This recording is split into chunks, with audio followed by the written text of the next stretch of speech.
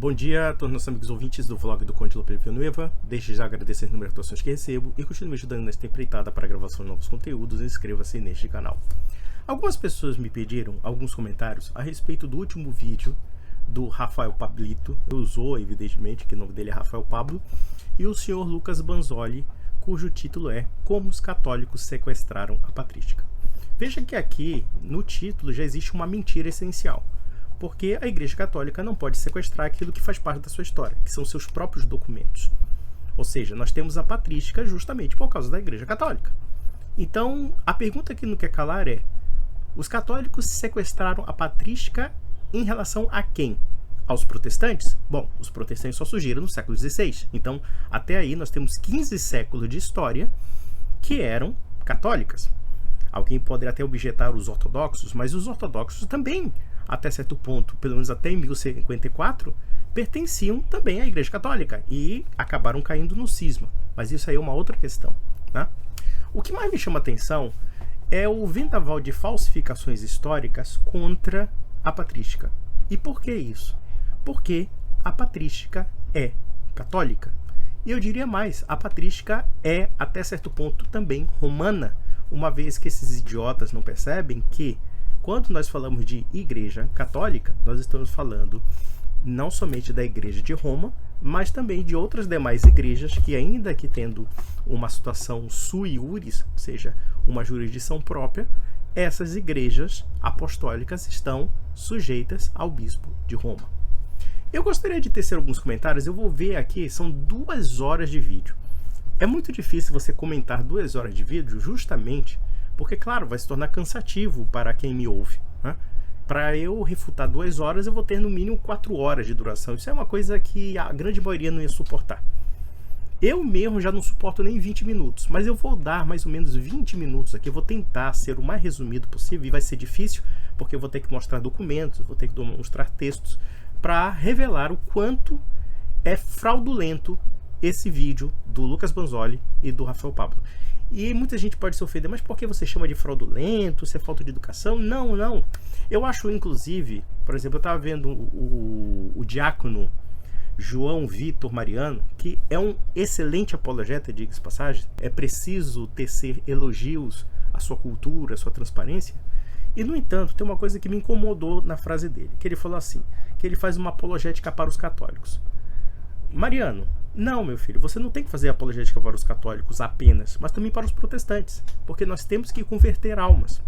Eu acho que muitas vezes os católicos, ou pelo menos certo tipo de católico, trata alguns protestantes apologetas com uma certa deferência que, no meu entender, é imerecida.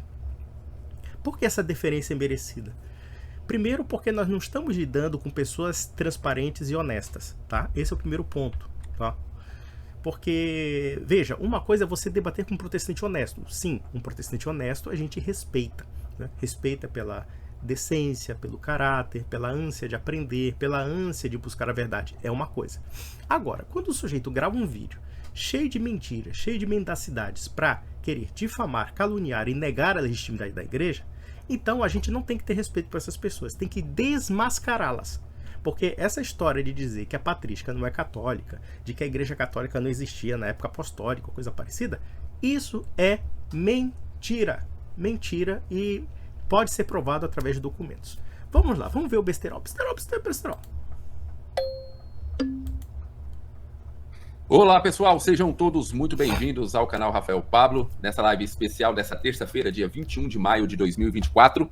Nós estamos aqui para falar de um assunto muito tranquilo, um assunto super de boa, de leve, né, sem nenhuma polêmica, um assunto que vai despertar apenas bons sentimentos aqui nos comentários. Eu tenho absoluta certeza disso. Não, pelo contrário, vai despertar indignação porque a live é cheia de mentiras, de erros históricos e também de adulterações históricas. No final de contas, nós estamos aqui com um convidado especial, uma pessoa que já faz um trabalho que eu comecei a fazer agora há pouco tempo e faz infinitamente melhor do que o meu e com muito mais conhecimento do que o meu. Para aquelas perguntas que vocês fazem a mim e que eu ainda não consigo responder, está na hora de você fazer as perguntas que com certeza ele terá uma resposta para você. E se ele não tiver, ele vai pesquisar, porque se é uma coisa que esse homem faz, é pesquisar. Pesquisa pra caramba sobre esse assunto. Então, quero apresentar para vocês, na nossa live de hoje, o Lucas Banzoli, que já está há algum tempo nessa jornada, nessa tarefa de fazer apologética, principalmente a respeito do catolicismo, mas também a respeito de outros assuntos. Muito bem. Seja bem-vindo, meu irmão. Boa noite. Boa noite, Rafael. Boa noite, todo mundo do chat. Um grande prazer estar aqui com vocês. Muito bem. Lucas Banzoli, nós estávamos batendo um papo aqui no off, e eu falando que quando eu comecei, há uns 3 anos atrás, a pesquisar sobre o assunto, em todo lugar que eu pesquisava, estava lá. Lucas Banzoli responde, Lucas Banzoli refuta. Lucas Banzoli fala, cara, eu preciso conhecer esse homem. Veja uma coisa interessante.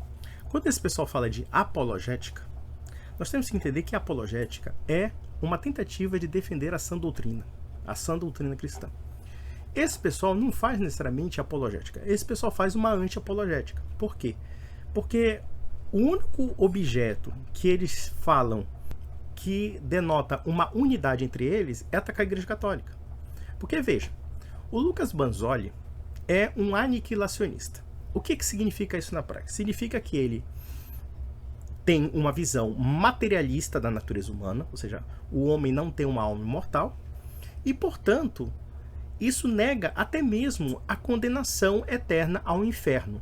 Ou seja, no final das contas, o senhor Lucas Banzoli nega a existência do inferno. Ele relativiza, né, os textos bíblicos referentes à ideia do inferno.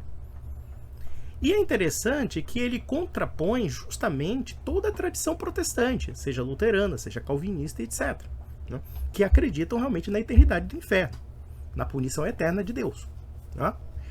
Então veja, uma vez eu coloquei até para um sujeito sobre esse assunto, aí o sujeito veio dizer que a imortalidade da alma não é dogma de fé. Aí eu pergunto uma coisa para vocês, o que é dogma de fé para o protestante? Esse que é o problema. Porque uma apologética pressupõe não necessariamente atacar o adversário, mas também defender um ponto de vista. Mas um ponto de vista que seja considerado ortodoxo. Se vocês observarem bem, esse pessoal não se entende em ortodoxia alguma. Todos eles são heterodoxos à sua maneira. É como se os heterodoxos se reunissem para repudiar e para caluniar a única igreja que de fato guarda uma apologética ortodoxa. Vocês vão perceber que quando eu questiono todas essas bobagens protestantes desses apologetas, a primeira coisa que eu faço é defender o quê? Uma doutrina. Eu não me limito a apenas dizer que a pessoa está errada. Eu falo baseado naquilo que a Igreja Católica ensina. Então, a partir desse pano de fundo, que é um sujeito falando besteiras e trocentas besteiras sobre a Igreja Católica, eu aproveito e defendo a sã doutrina, defendo a ortodoxia católica. Vejam que esse pessoal não tem ortodoxia. Eles têm heterodoxias, cada um defende seus pontos de vista heterodoxos, e eles se unem porque, como eles são apaixonados pelas suas próprias opiniões e não pela verdade, claro, eles atacam a única instituição que guarda uma verdade durante 2000 anos, que é a Igreja Católica. Aí é preciso negar a história da igreja, é preciso adulterar a história da igreja, é preciso fazer uma caricatura da história da igreja e assim sucessivamente. Vamos lá. Graças a Deus o Senhor me deu essa oportunidade. Seja bem-vindo, meu irmão. Amém, graças a Deus. É que como eu tinha falado para você antes, que a gente tô aqui há 15 anos já, desde 2009 que eu debato com eles, lá no Orkut, né, no final do Orkut. Aí depois passou pro Facebook, aí eu criei site, depois canal no YouTube, etc. O canal no YouTube eu tô pegando faz poucos anos aí. Antes eu só tava um vídeo por ano, esporadicamente. Mas é bastante tempo que eu debato com eles, então deu para acumular vários inimigos aí já. Por isso que você ouve falar de mim bastante, né? O Banzoli arranjou vários inimigos, não é porque ele seja contra o catolicismo. É que para ele atacar o catolicismo, ele precisa mentir, ele precisa falsear, ele precisa adulterar documentos, ele precisa fazer várias coisas. Mas vamos lá, vamos ver o besterol. Muito bem. Bem, meu irmão, primeiramente, como é que a gente pode achar aquilo que você passa, os seus debates, os seus artigos, como é que a gente pode fazer isso? Então, eu tenho um site chamado www.lucasbanzoli, que é meu nome.com, ali tem todos os meus artigos, tem uma seção do site, aliás, eu acho que eu vou compartilhar a tela só para mostrar. Pode mostrar. Aqui, se puder colocar.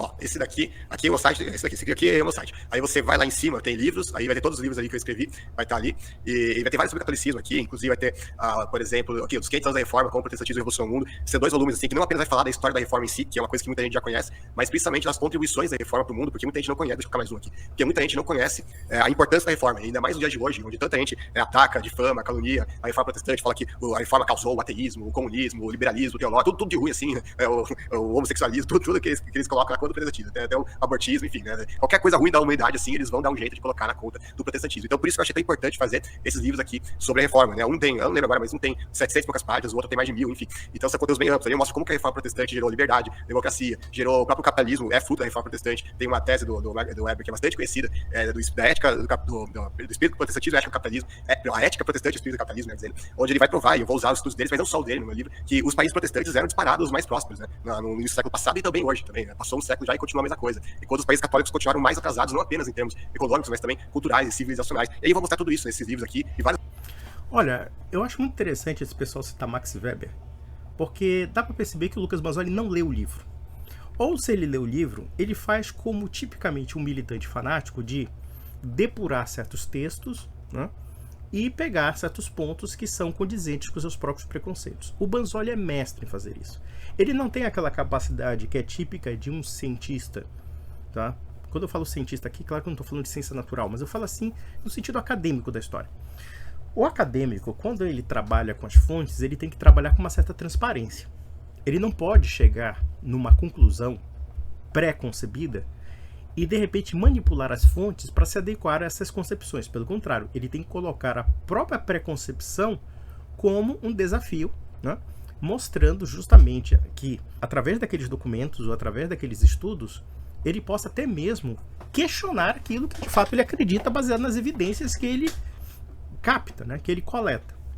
O Banzoli não faz isso. O Banzoli ele já tem uma ideia preconcebida sobre catolicismo, ele tem uma ideia preconcebida sobre teologia católica, sobre a história da igreja, e o que ele faz? Ele depura aqueles textos que não condizem com os preconceitos dele, ou seja, ele suprime, isso mostra desonestidade, e, claro, ele mantém aqueles textos que podem condizer com aquilo que ele acredita. Esse é o jogo do Banzoli. Com relação à reforma protestante, é muito comum que os protestantes, em geral, falem que a reforma protestante seria uma tentativa de volta à igreja primitiva. Só que existe uma disparidade entre a história da reforma e o que de fato ela foi. A reforma foi uma grande revolução, uma revolução do Estado contra a igreja. Como nós podemos analisar isso? Vamos pegar, por exemplo, o caso da igreja anglicana.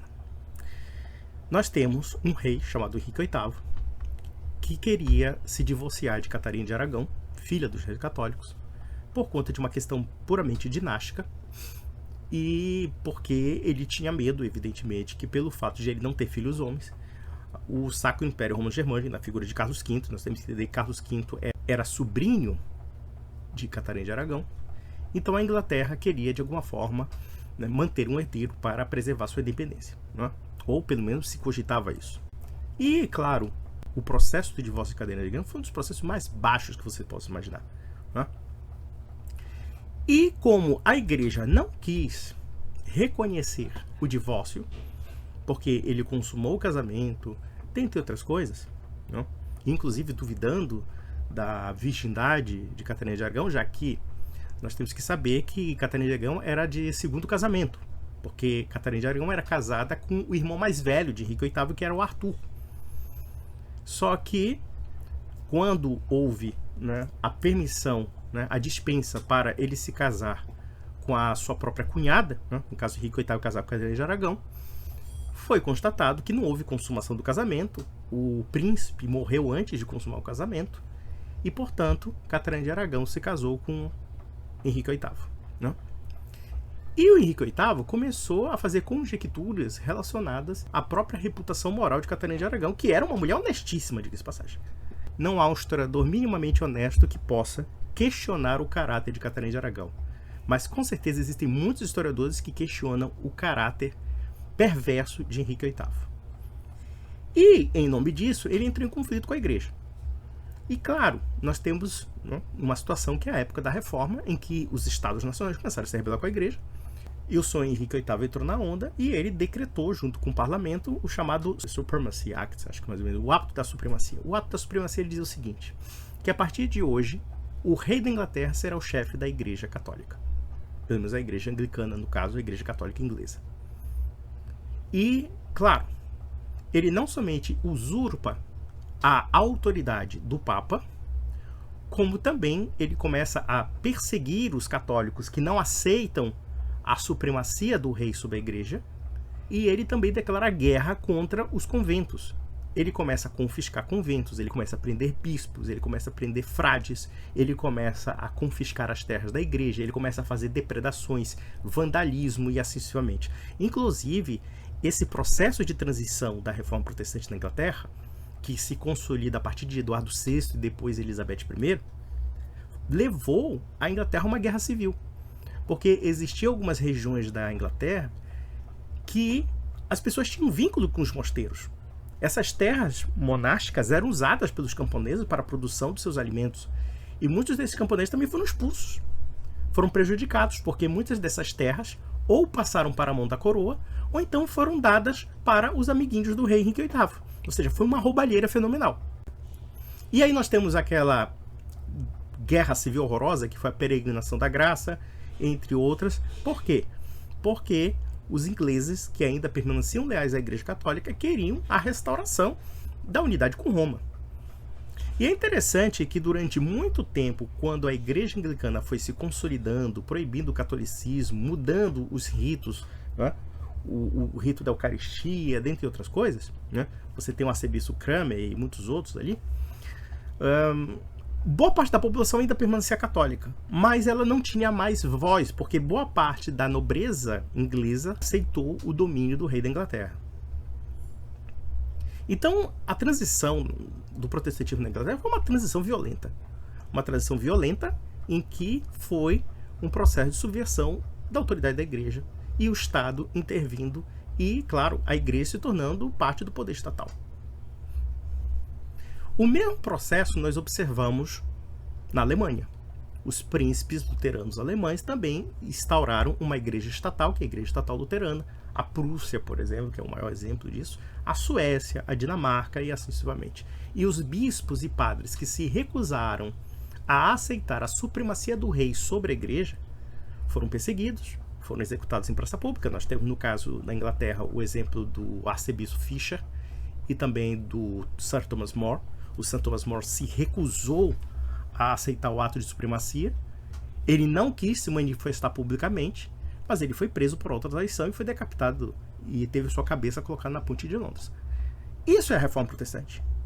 Aí vamos analisar uma coisa, eu faço uma pergunta para vocês. A reforma protestante que coloca num tacape só o poder do Estado sobre a igreja, que na verdade é um cesaropapismo. O protestantismo é cesaropapista no século XVI. O que é o cesaropapismo? É transformar o rei numa espécie de sacerdote, numa espécie de chefe da igreja, um chefe leigo governando os eclesiásticos. O poder secular usurpando o poder eclesiástico. Aí eu pergunto para vocês uma coisa: isso não é uma revolução? Dentro dos ditames daquilo que era a igreja, do que se consolidava, porque havia as funções da igreja e as funções dos poderes seculares, etc. E eu pergunto, onde isso se enquadra no resgate da igreja primitiva? O protestantismo é cheio desses slogans muito bonitos, que são tipicamente revolucionários, mas que na prática não condizem com a realidade histórica. E eu poderia ir mais além. Não foi o protestantismo que gerou o capitalismo, se é que entendemos assim, porque o processo capitalista tem várias fases e várias nuances. Se nós analisarmos onde surge o comércio, é na Idade Média. E não somente o comércio, como a própria Revolução Industrial. Se nós analisarmos, por exemplo, as chamadas rotas comerciais, tanto do Mediterrâneo, cujo porto maior era a Itália, e inclusive havia impérios marítimos comerciais no Mediterrâneo, Gênova, Veneza e assim sucessivamente, a fundação dos bancos, os bancos surgem na Idade Média, e em particular na Itália. Nós temos também, por exemplo, a Hansa. A Hansa era o quê? Era uma associação de 40 cidades que iam de Bruges e Lübeck até Novgorod, na Rússia. Ou seja, nós tínhamos assim todo o extremo norte da Europa um conjunto de cidades que tinham tratos, acordos comerciais entre si e que chegava até na Rússia. Passava pela Suécia, passava pela Dinamarca, passava pela Polônia e assim sucessivamente. Então havia uma associação comercial. Essas associações comerciais é que engendraram o que nós podemos chamar, né, teoricamente, de um embrião do capitalismo.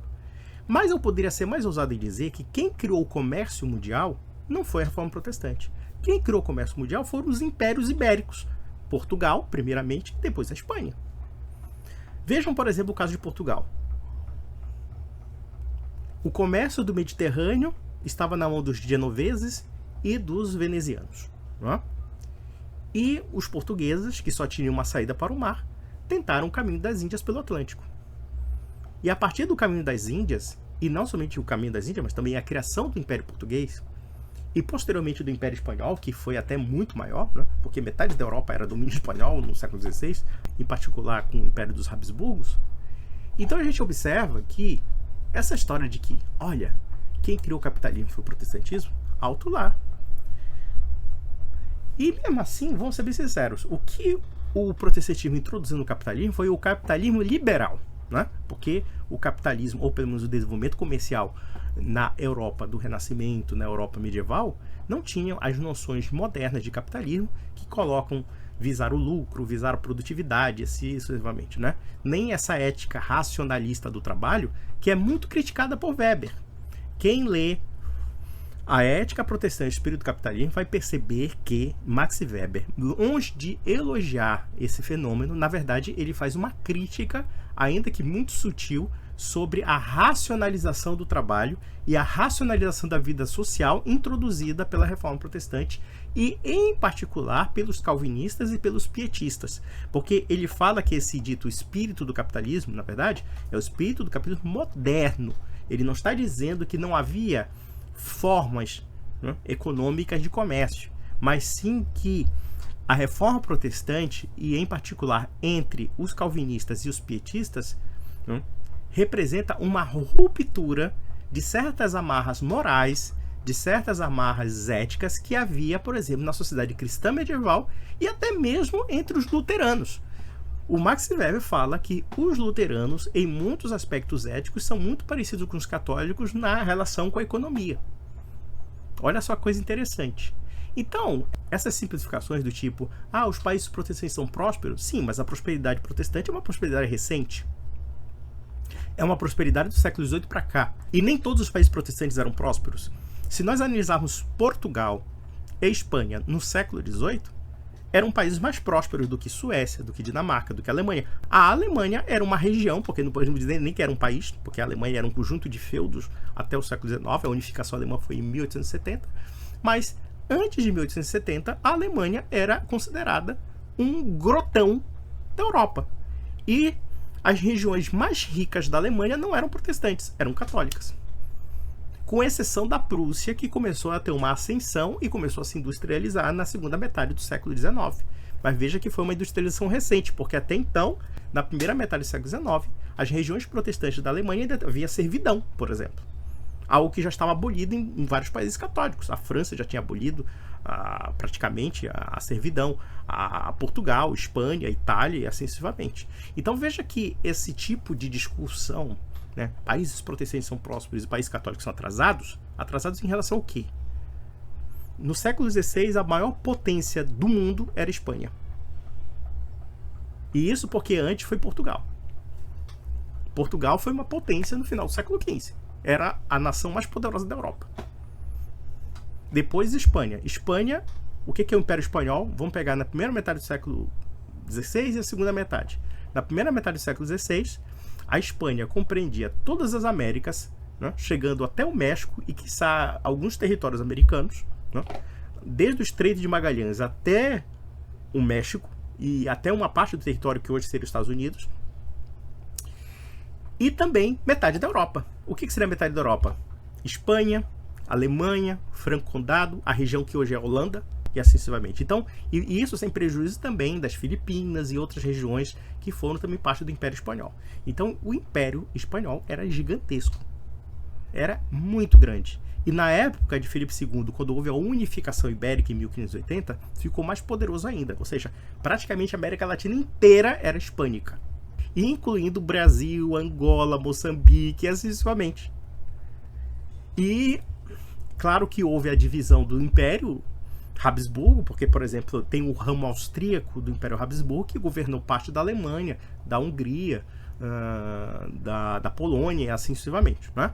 Mas a outra parte governava o quê? A parte que hoje é a Holanda, a Bélgica e parte da Alemanha e também a Espanha, Portugal, partes da Itália era tudo dominado pela Espanha.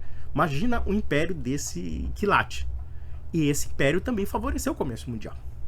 E era muito mais poderoso que a Inglaterra. Quando nós observamos, por exemplo, a chamada a ideia da Invencível Armada, quando a armada de Filipe II foi destruída na tentativa de invasão da Inglaterra, aquilo ali praticamente não afetou em nada a Marinha Espanhola. A Marinha Espanhola dominava o mundo.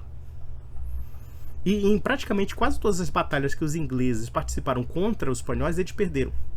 Quase todos os combates eles perderam. Eles só ganharam mesmo no essencial, que foi ali a invasão da Inglaterra. Mas de resto, perderam todas. Eu poderia citar também algo que é muito pouco comentado pela historiografia, que é a chamada contra-armada. O que foi a contra-armada? Em 1588, a Espanha tentou invadir a Inglaterra e não conseguiu invadir. Só que em 1589, os ingleses queriam invadir a Espanha. E eles atacaram o norte da Espanha, que seria, no caso, acho que é a cidade de La Coruña, se não me vale a memória. Atacaram o norte da Espanha e atacaram Portugal. E não somente atacaram Portugal, como eles queriam colocar um rei português, que era o prior do Crato, Dom Antônio Prior do Crato, que era filho ilegítimo da Casa de Avis. E os espanhóis deram uma senhora porrada nos ingleses, que as perdas náuticas dos ingleses na invasão da contra-armada foram piores do que as perdas espanholas na invasão da Invencível Armada. E lembremos que essa palavra Invencível Armada é uma criação da propaganda protestante inglesa. Então, quer dizer, Basoli, baixa o teu facho, porque o teu conhecimento de história é panfleto, meu filho. Eu poderia citar vários livros de história econômica da Europa aqui para acabar com o seu argumento. Eu não vou fazer isso porque eu sou um cara muito egoísta, eu guardo a minha cultura só para mim. Porra! Brincadeira. Isso seria uma outra aula e uma outra oportunidade histórica para falar. Vamos lá.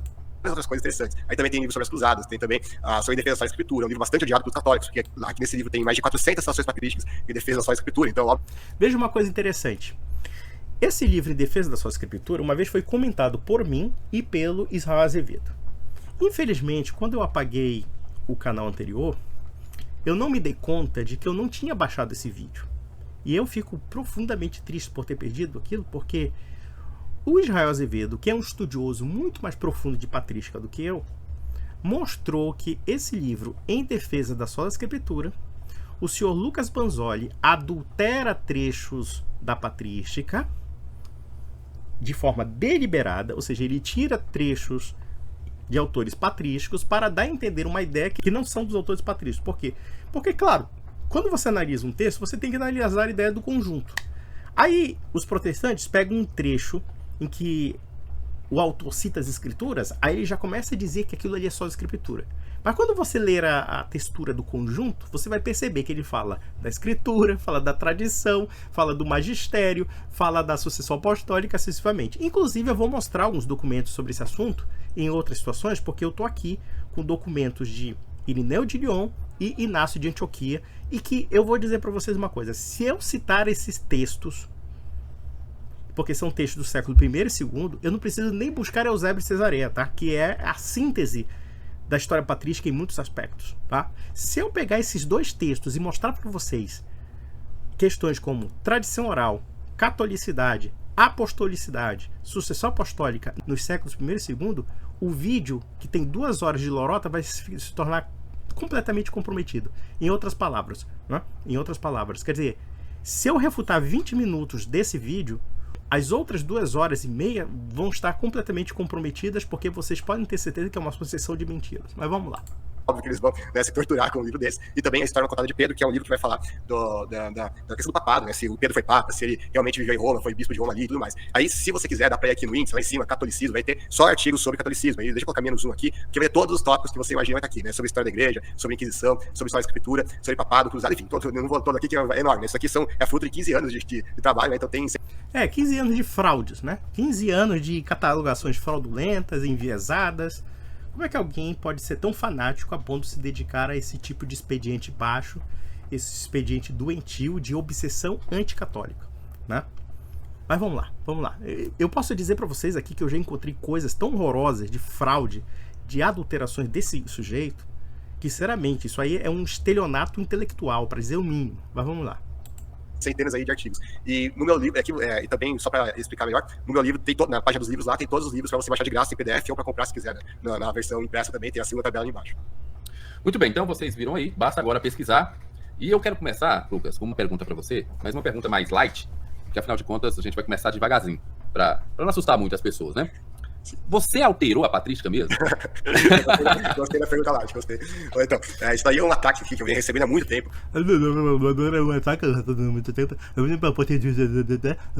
Vamos lá. E hoje foi a primeira vez que eu decidi dar uma resposta. Mas por quê? Porque até hoje, 15 anos sendo atacado nessa área, e eu nunca tinha visto um único apologista católico citar um trecho que eu teria adulterado na patrística. Mentira. O Israel Azevedo citou. Infelizmente, o meu vídeo eu apaguei sem querer, né? E eu não encontrei mais. Se alguém, uma alma cristã, baixou esse vídeo, por favor, me envie, porque eu vou republicá-lo e vocês vão ficar escandalizados com esse livro em defesa da sua escritura. E detalhe, esse livro, lamentavelmente, se tornou referência para apologetas protestantes. Mas eu acho que isso até constitui uma vantagem. Sabe por quê? Porque se esse pessoal se apega à fraude, isso mostra que eles não têm conhecimento do assunto que eles estão dominando. E nós temos. Então nós vamos desmoralizá-los com mais facilidade. Vamos lá. Eles só falam, o Banzai adultera a patrística, o Banzai adultera a patrística, o Banzai adultera a patrística, mas nunca citam nada. E aí como é que eu vou refutar se eles não citam o trecho que eu supostamente adulterei? Aí, inclusive, várias vezes perguntaram, cita aí o trecho que o Banzai adulterou, e eles não sabem responder nada. Até que isso terminou, né, uma semana atrás, por aí, que o Robson 2.0, eu postei um vídeo sobre ele hoje, né, no meu canal, inclusive o Rafael Pablo já viu, e ele mostrou lá o trecho que eu teria adulterado. Peguei lá a citação de Santo Atanásio, deixa eu ver aqui a citação, deixa eu ver se é essa daqui, se é a citação, sim, eu vou compartilhar a tela de novo só pra mostrar. Sim, com certeza, pode ficar à vontade. Concordo com a Júlia ali, tem que trazer o Gaião. Eu, inclusive, eu tava falando pra ele trazer o Gaião antes da gente iniciar, quando a gente tava no negócio. Enfim, aqui então tá o trecho de Atanásio. Esse daqui é o trecho disputado, que aqui ele vai falar, mas para maior exatidão, eu adiciono isso também, escrevendo por necessidade, que há outros livros, além desses, que não estão incluídos no cânon, mas são apontados pelos pais para leitura por aqueles que acabaram de se juntar a nós e que desejam instrução na palavra celestial. Aí ele vai citar quais são esses livros que não estão no cânon, mas que são permitidos de ler, né? Porque, só pra fazer um parênteses aqui, na visão de Atanásio e também de muitos outros pais da igreja, existiam 3 grupos de livros. Um, que eram os canônicos, que são os 22 livros do Antigo Testamento judaico. Aí antes que alguém falhar, mas o Antigo Testamento protestante tem 39 livros, aqui tá falando de 22, porque os judeus, eles contavam os livros de forma diferente. Então, por exemplo, 1ª e 2ª Reis era um livro só, 1ª e 2ª Crônicas era um livro só, os 12 profetas menores, eles contavam como um livro só, mas o conteúdo é rigorosamente o mesmo, isso não tem nenhuma disputa, nenhuma discussão. Então, ele vai endossar o cânon judaico de 22 livros, que deixa de fora os apócrifos, né, os deuterocanônicos dos católicos, mas ele vai fazer uma divisão tríplice. A primeira é dos canônicos, que eles listou aqui, a segunda vai ser dos livros eclesiásticos. O que é um livro eclesiástico? Um livro que não era canônico, não se podia fundamentar a doutrina com base nele apenas, mas você podia ler porque era considerado útil para a edificação dos fiéis. Então não era proibido ler. E aí você tinha aquilo que ele chamava de apócrifo, que eram os livros que eram realmente heréticos, tipo Pseudo-Evangelho, Evangelho de Judas, essas coisas aí que é totalmente gnóstica, etc. Isso daí eram livros que eram abominados. Então ele vai falar dessa segunda categoria de livros, que ele fala que não estão incluídos no cânon, mas são apontados pelos pais para leitura por aqueles que acabaram de se juntar a nós. Aí ele vai listar entre eles a sabedoria de Salomão, a sabedoria de Sirac,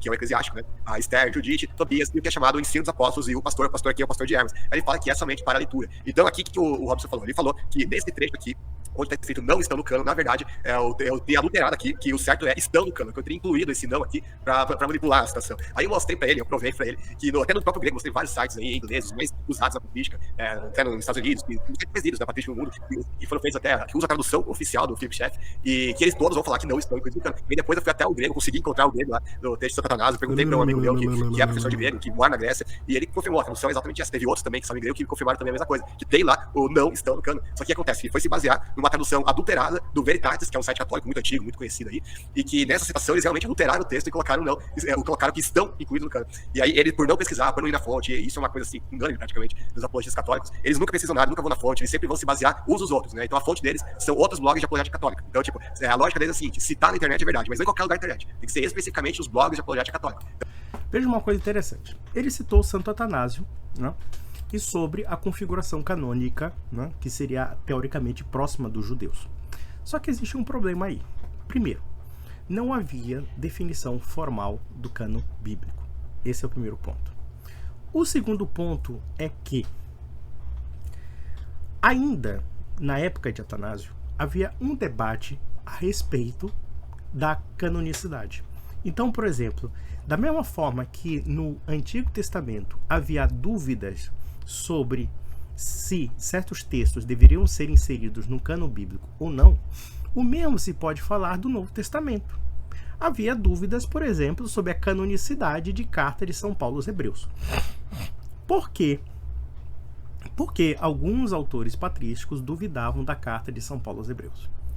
Infelizmente aqui eu não fiz uma pesquisa assim de relance, mas vocês podem encontrar sobre o que é um deuterocanônico do Novo Testamento. Porque essa palavra, e claro que esse termo protocanônico e deuterocanônico tem aspectos enganosos. Por que eles têm aspectos enganosos? Primeiro porque é uma visão já retrospectiva desses debates, né? E, portanto, o que significa protocanônico? Protocanônico seriam aqueles textos que não acarretavam dúvidas entre os primeiros membros da igreja cristã, né? E os deuterocanônicos são aqueles textos que foram inseridos posteriormente. Só que, se nós analisarmos bem o que é deuterocanônico, nós temos deuterocanônicos tanto do Antigo Testamento como também do Novo Testamento, né? Do Novo Testamento. Por exemplo, Carta de São Paulo aos Hebreus é o que eu falei aqui. Por que Carta de São Paulo aos Hebreus foi questionada? Porque o estilo do grego é diferente do estilo de outras cartas paulinas.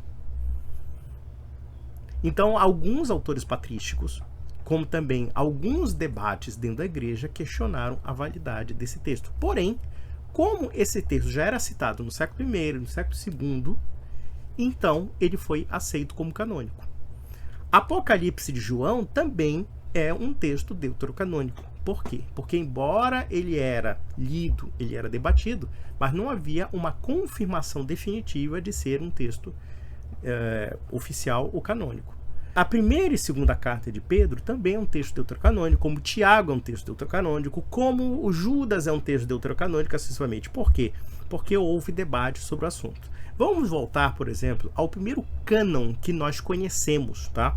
O primeiro cânon do Novo Testamento que nós conhecemos, que é o Codex Muratori, né? Pelo menos é o que se convém, né? Que é o primeiro cânon que se juntou sobre esses assuntos, né? De uma tentativa de formalização de um cânon bíblico. E observem que no Codex Muratori existem textos que não se encontram ali e que depois foram posteriormente colocados, foram adicionados. Claro que o Codex Muratori não serve de base canônica, nós temos que entender, mas ele é um texto bem antigo que já tem uma configuração na reunião desses textos bíblicos, tá? Mas o Codex Muratori tem livros que depois, posteriormente, foram rejeitados. Inclusive, se não me falha a memória, na História Eclesiástica de Eusébio, ele comenta claramente que Apocalipse de Pedro, embora citado, embora lido em algumas igrejas, ele não é considerado canônico. Por quê? Porque não conforma a tradição dos bispos. Então veja que a questão da questionabilidade ou não dos textos deuterocanônicos não os invalida justamente porque a igreja entendeu que aquilo fazia parte da sua tradição. E mesmo que Atanásio tivesse uma ideia talvez mais próxima do cânon judaico, tá? Isso não significa que ele estivesse certo. Eu posso ir mais além e dizer o seguinte, que na época de Nosso Senhor Jesus Cristo não havia cânon formal entre os judeus.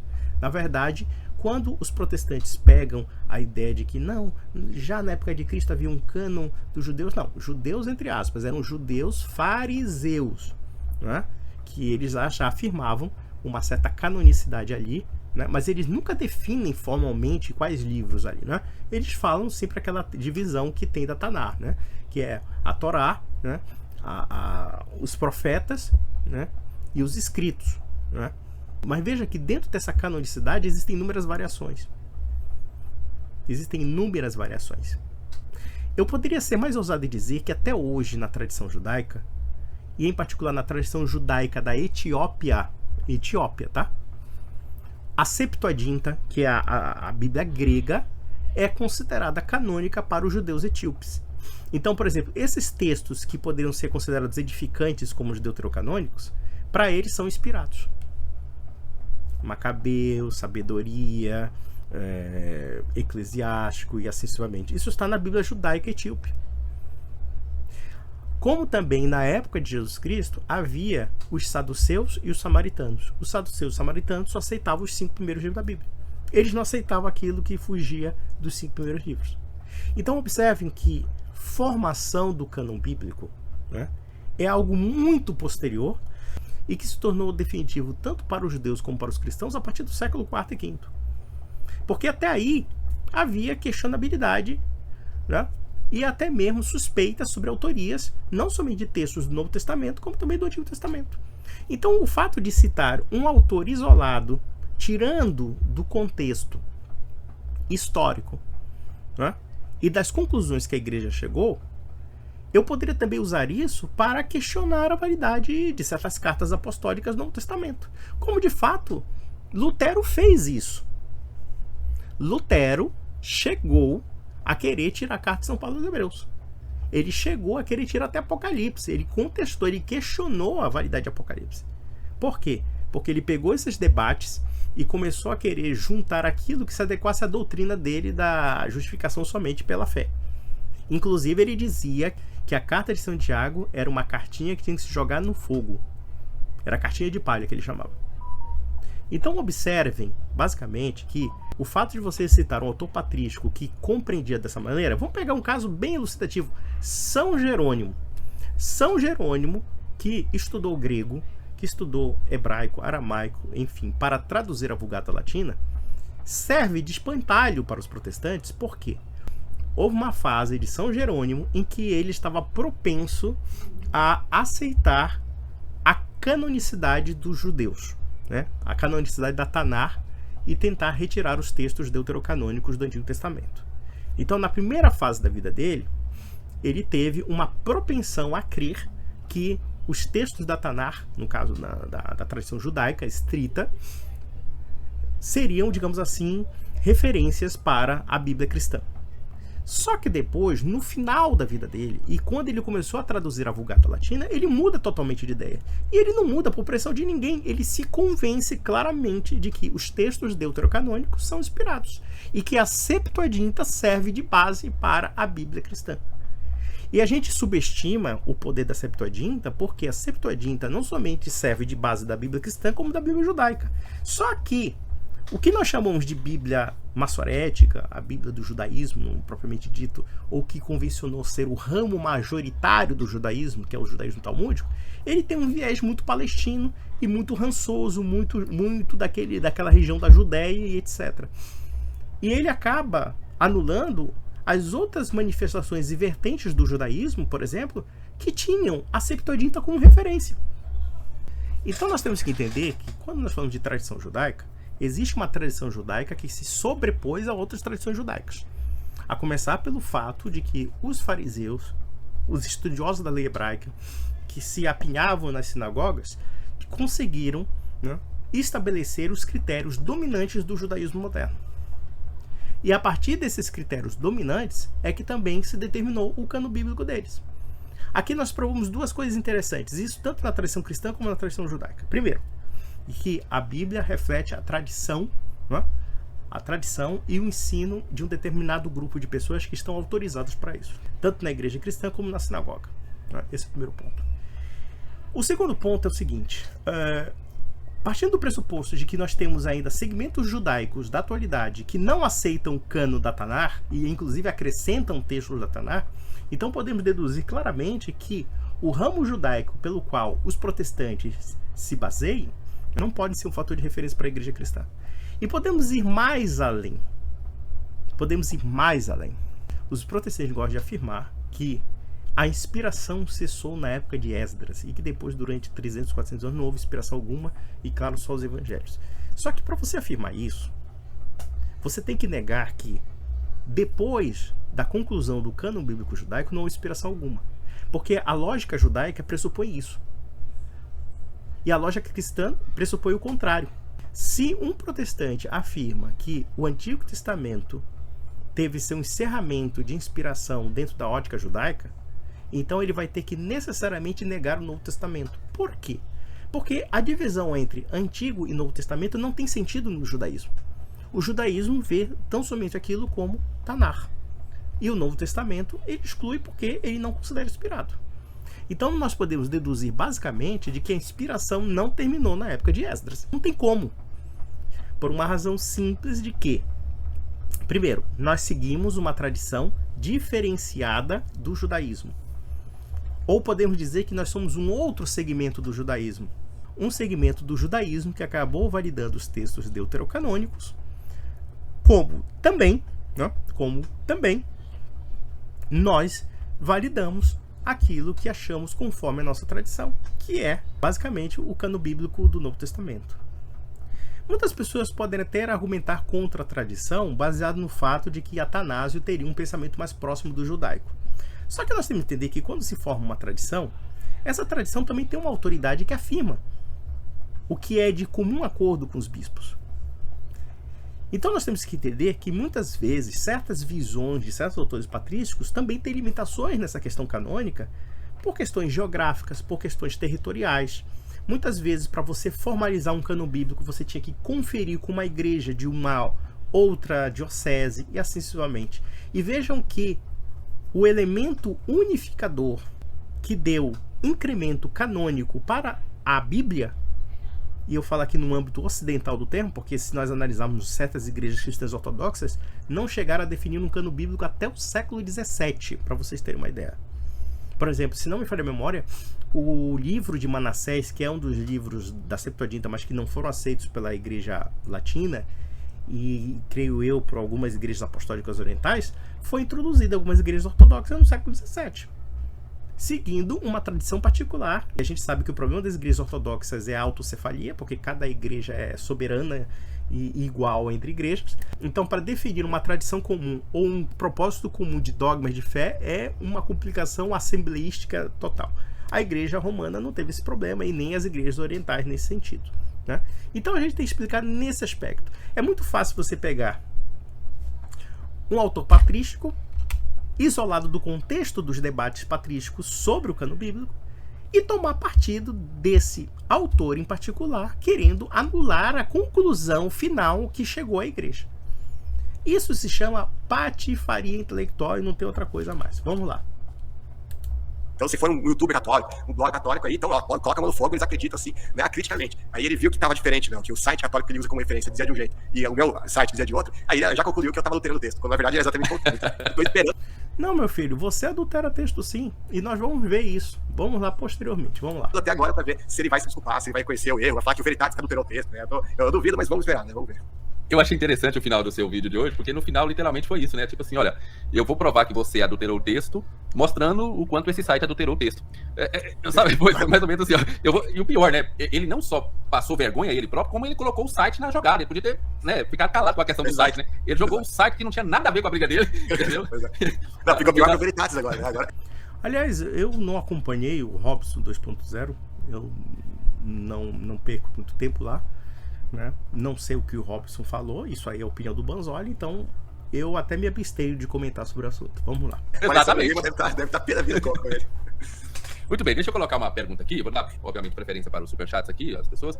Pergunta, Lucas, mediante a evidência patrística, os pais criam em uma sucessão apostólica episcopal por bispo ou sinodal por presbíteros? Então, eu vou só compartilhar tal novamente, tem um artigo aqui muito interessante, se puder colocar na tela. Uhum. Esse daqui, que se chama Imperdível, historiadores teólogos católicos reconhecem que não havia papado na Igreja Antiga. Por quê? Isso aqui é tudo a ver com a discussão que a gente está tendo aqui. O que acontece? Na apologética católica mais rasa, assim, mais leiga, que é a predominante, infelizmente, no meio brasileiro, e que se a gente vai no YouTube, nos blogs, é essa apologética que a gente conta. A história, a narrativa que eles vão dar é que, tipo, todos os pais da igreja eram católicos apostólicos romanos, criam todas as doutrinas católicas, assim. Se você perguntasse, voltasse lá, sei lá, pra época de Inácio de Antioquia, e perguntasse pra Inácio quem é o Papa da Igreja Católica, ele vai falar o Papa da Igreja Católica Apostólica Romana, né? Aí ele ia citar lá o Bispo de Roma da época dele, né? Ou seja, eles acreditam que todos eles acreditavam na Imaculada Conceição, e todas as doutrinas católicas, né, tintim por tintim. Só que, quando a gente vai ver os teólogos católicos sérios, com PhD, os historiadores principalmente, a gente vai ver que o discurso é completamente diferente. Eles todos reconhecem que as doutrinas católicas você não consegue encontrar, pelo menos a vasta maioria deles, dos pais da igreja, principalmente os mais antigos. E aqui, esse estudo aqui eu fiz só sobre o papado. Então, por exemplo, aqui, vários estudiosos aqui, 20 estudiosos, que se você pesquisar cada um deles, vai pesquisar eles, joga um deles aí na Wikipedia. Eu não sei, às vezes eu acho que esse cara tem algum problema, realmente, assim, não sei, tem alguma coisa errada com esse cara, mas vamos lá.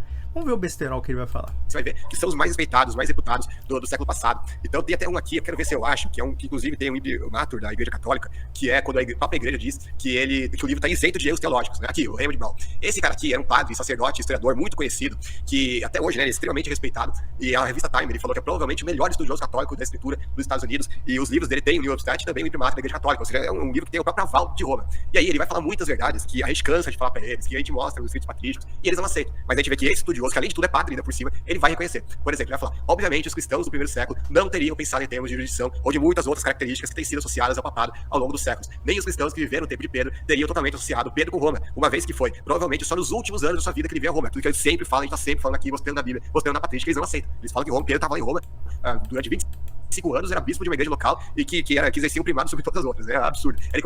Veja uma coisa interessante.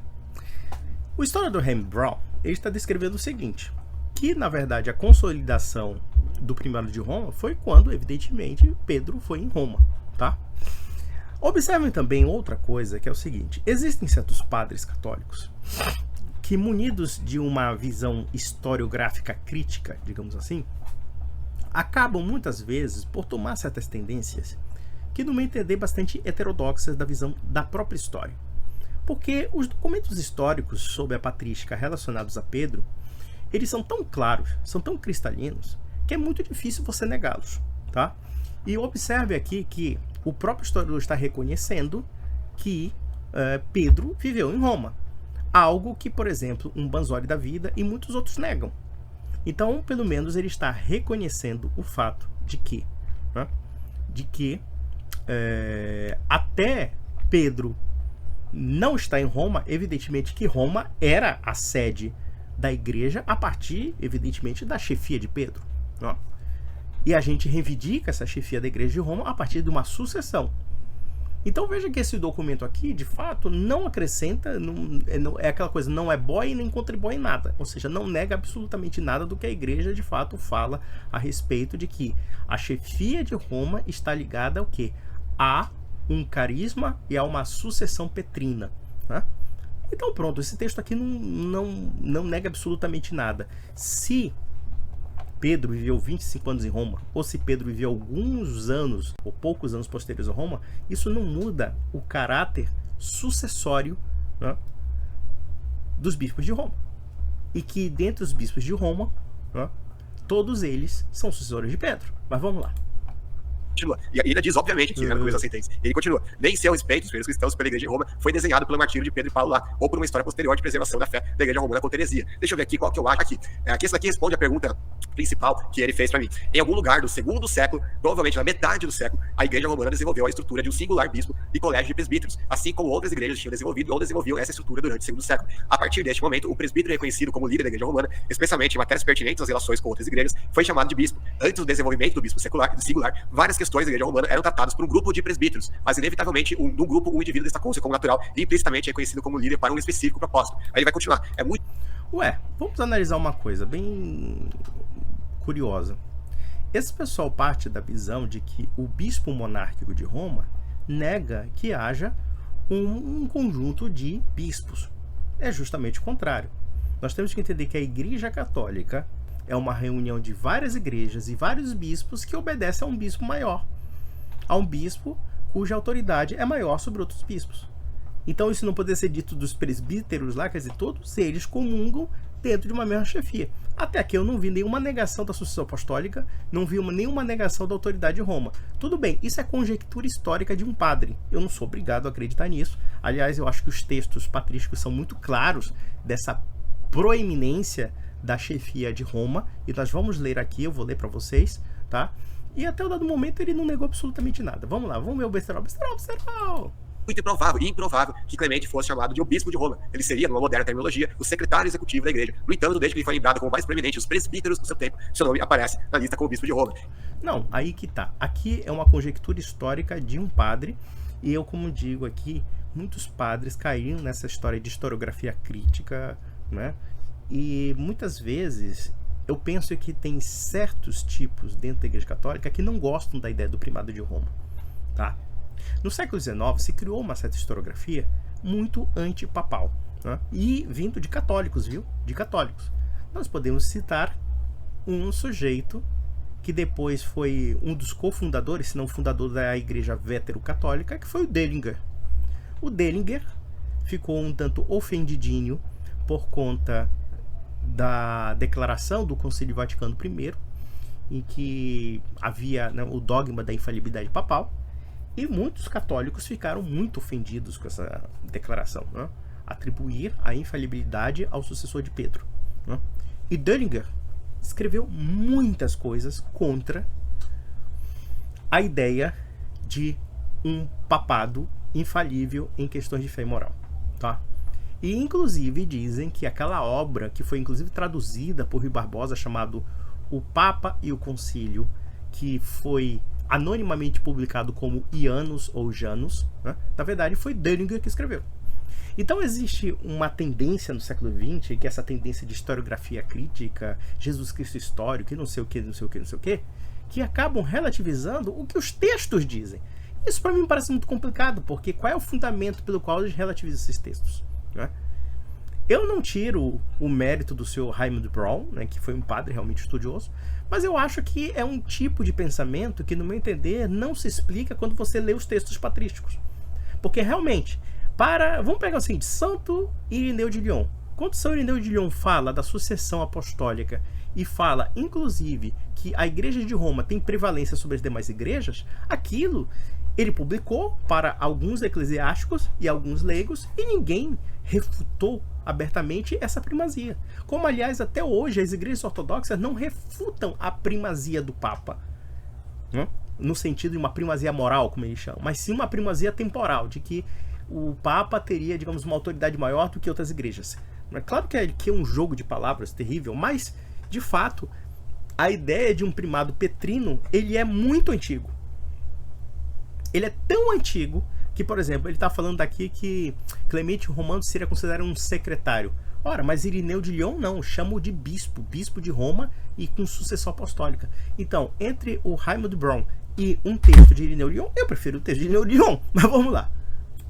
Ele vai dizer, mais uma. Aqui não vou ler todos os processos aqui, senão vai ficar muito tempo aqui, vai ficar até um monólogo assim, chato, né? Porque tá assistindo. Mas o fato é, ele próprio fala que isso, pensar em termos, né, dessa sucessão, dessa questão do episcopado monárquico, é anacrônico pensar nele como os bispos romanos, né, dessa época, como bispos locais. Que ele vai defender o seguinte: que originalmente, né, na igreja, você tinha vários presbíteros que eles em conjunto governavam as igrejas locais. Com o passar do tempo, aí você vai ter uma pessoa, um desses presbíteros, que vai de uma forma singular assumir mais importância, e aí ele vai ser reconhecido como sendo um bispo, seja, que tem autoridade sobre os outros. Tanto é que você vai ver, por exemplo, a carta de Inácio de Antioquia escreveu 7 cartas para 7 igrejas diferentes, e aí você vai ver que em todas elas ele vai mencionar para honra o bispo, né, da sua igreja, da igreja local deles. A única igreja que ele menciona 12 vezes o bispo, 12. A única igreja que ele não vai mencionar o bispo nenhuma vez na carta inteira dele é justamente quando ele escreve para a igreja de Roma. Olha que curioso. E não Ô, Banzoli, aqui você mente de uma forma tão desconexa, tão desgraçada, porque é o seguinte, eu tô aqui com 2 cartas, tá? 2 cartas. A carta aos Romanos, no caso de Santo Inácio de Antioquia, e também a carta aos Herminenses. Veja, por que eu estou citando a carta aos Herminenses? Porque é nesta carta, que foi redigida no final do século I por Santo Inácio de Antioquia, em que ele fala sobre a Igreja Católica.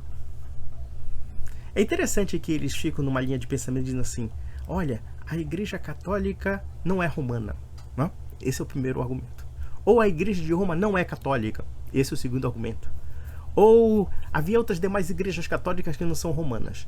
Ficam nesse círculo vicioso sem fim. Vejam, vou repetir o que é a Igreja Católica. Primeiro, a Igreja Católica é romana? Sim, ela é romana, porque ela é a chefia de todas as demais igrejas apostólicas e católicas também. Quer dizer, a Igreja de Roma é a chefa da Igreja Católica. Porque nós temos, evidentemente, as igrejas particulares que fazem parte, inclusive, da Igreja Latina, ou seja, cada diocese é uma igreja particular com seu bispo, e podemos dizer que seriam os presbíteros, sei lá como você chamar, mas é um bispo, na verdade, né? E, por outro lado, você tem a Igreja Sui Iuris. O que são as igrejas Sui Iuris? São aquelas igrejas que seguem ritos, disciplinas eclesiásticas e certas tradições que são diferenciadas da Igreja de Roma. A Igreja Greco-Melquita, a Igreja Caldeia, a Igreja Siríaca, a Igreja Católica Uniata, as uniatas, né, do leste europeu, que tem rito ortodoxo, que tem tradição ortodoxa em alguns pontos, mas são ligados a Roma, tá? Então são 23 igrejas particulares. Nós temos igrejas de fala siríaca, de fala árabe, de fala eslavônia, né? Nós temos igrejas de tudo quanto é tipo aí. E elas são consideradas católicas, mas não são latinas, mas estão sujeitas ao bispo de Roma. Eu gostaria de ler essa carta aos Herminenses por uma seguinte razão também, porque ele diz que não, porque na carta aos Romanos não há nenhuma citação de bispo, não sei o que, não é bem assim não, pelo contrário, é justamente o contrário. A carta de Santo Inácio aos Romanos é a única carta em que ele muda o padrão de direcionamento àquela eclésia E ele coloca todos os epítetos de elogios que você não encontra em outras cartas. Por exemplo, vamos ler aqui a carta aos Eminenses. Inácio, também chamado Teófilo, a Igreja de Deus Pai e de Jesus Cristo amado, igreja que encontrou misericórdia em todo o dom da graça, repleta de fiel amor, sem que lhe falte dom algum, agradabilíssima a Deus e portadora de santidade, situada em Esmirna, na Ásia, cordiais saudações, espírito irrepreensível na palavra de Deus. Veja, ele coloca sempre essa apresentação basicamente formal, assim, bastante educada, né? Mas vocês verão que na carta aos Romanos ele muda totalmente a introdução. Vamos ler essa carta para a gente tirar as seguintes conclusões. Glorifica a Jesus Cristo, Deus, que vos fez sábios. Cheguei a saber efetivamente que estáis aparelhados com fé inabalável, como que pregados no corpo e na alma de cruz nosso Senhor Jesus Cristo, confirmados na caridade, no sangue de Jesus Cristo, cheios de fé em nosso Senhor, que é de fato a linhagem de Davi, segundo a carne, filho de Deus, porém consoante a vontade e o poder de Deus, de fato nascido de uma virgem, batizado por João, a fim de ser cumprida nele toda a justiça. Sob Pôncio Pilatos, o tetrarca Herodes, foi também de fato pregado na cruz em carne por nossa causa, fruto do qual temos vida pela sua paixão bendita em Deus, a fim de que ele, por sua ressurreição, levantasse seu sinal para os séculos em benefício de seus santos fiéis, tanto judeus como gentios, no único corpo de sua igreja. Aqui nós temos a questão da unidade da igreja. E nós temos inclusive aqui uma descrição do credo apostólico. Do credo apostólico. Vocês vão reconhecer aqui a descrição do credo apostólico. Isso no século I, tá? Tudo isso padeceu por nossa causa para obtermos a salvação. Padeceu de fato, como também de fato ressuscitou a si próprio, não padecendo só aparentemente, como afirmam alguns infiéis. Eles é que vivem aparentemente, e conforme pensam, também lhes sucedem. Não terão corpo, se semelharão aos demônios. Eu, porém, sei e dou fé que ele, mesmo depois da ressurreição, permanece em sua carne. Quando se apresentou também aos companheiros de Pedro, disse-lhe: tocai em mim, apalpai-me, e vede que não sou espírito sem corpo. De pronto neles tocaram e creram, entrando em contato com seu corpo e com seu espírito. Por isso desprezaram também a morte e a ela sobrepuseram. Após a ressurreição, comeu e bebeu com eles, como alguém que tem corpo, ainda que estivesse unido espiritualmente ao Pai.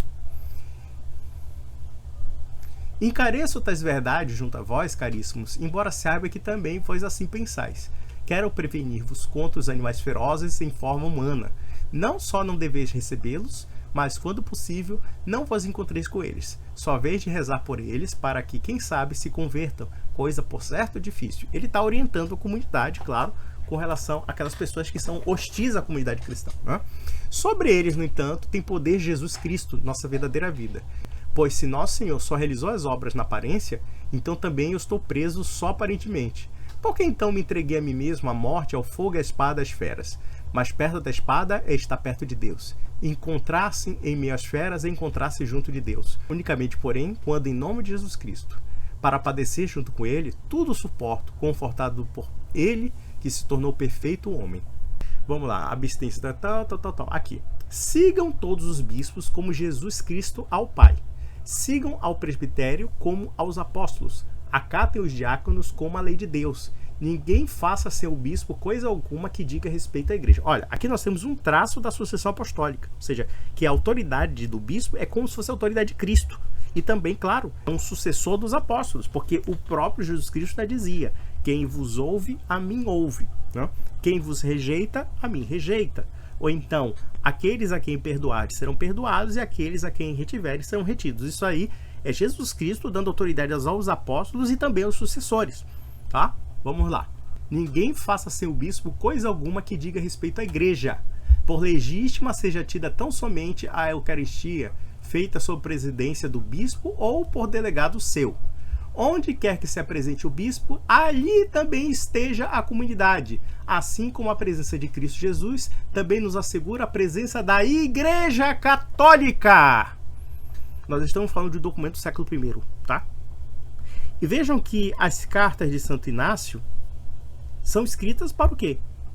Comunidades católicas, Igreja Católica, dentre os quais a Igreja de Roma. Não é? Vamos lá.